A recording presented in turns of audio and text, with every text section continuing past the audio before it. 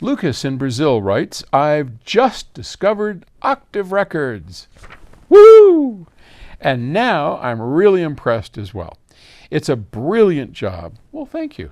As a musical producer and musician, I've been reading about the purpose of the label, listening to some of the recordings on the website, and I've noticed the absence of reverb in the mixes. By the way, I also saw in another video previously that you told quickly about building reverbs to the studio. So I want to know if the absence of reverb is something related to the label's sound signature, or if it's due to any technical considerations linked to the DSD recording, mixing, and mastering process. Actually, all recordings with DSD processed from the label are really faithful, like a real capture of the recording moment. Incredible.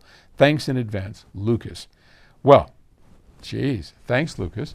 That's very flattering, and we are trying our best at Octave Records to really, really make the best recordings possible. You know, the extent we go to with DSD, with DXD, with using the best microphones in the world, all that kind of good stuff. And here's the funny part, because you were asking about reverb. It makes me really happy to hear that you don't think we have reverb. Okay? Because we do. I would say when I make a recording, and I make probably, well, I think I've made most of the recordings. Our good friend Jay Elliott has made quite a few. Gus has made a few. But I think of certainly in the latest ones, I've been doing most of the work. And I pretty much use reverb on just about everything that we do. And my goal is for you not to hear it.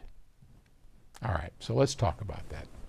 I think this is kind of like we talk about subwoofers, where the goal of a subwoofer is to fill in what's missing, but I never want to know that I have a subwoofer.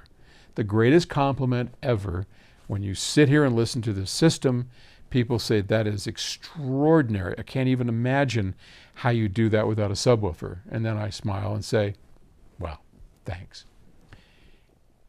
Reverb is something, in my opinion, that should be enhancing the life and the liveliness of the sound.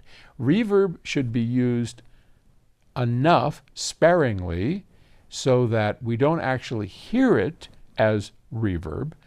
What we hear is more life, more space, that sounds like we're in a bigger room, that sounds like it's more alive. Then you've hit your mark. And yeah, we have special reverbs. Our friend J.I. Agnew out of Greece hand-built 6 of the finest reverbs I've ever heard. They're vacuum tube reverbs. They are hand-built. I use them on every single studio session, and I do my best to take the level of the reverb up as high as I can until I hear it as reverb, and then pull it back down to where it's just alive. And that is the secret. Okay? Thanks for the question.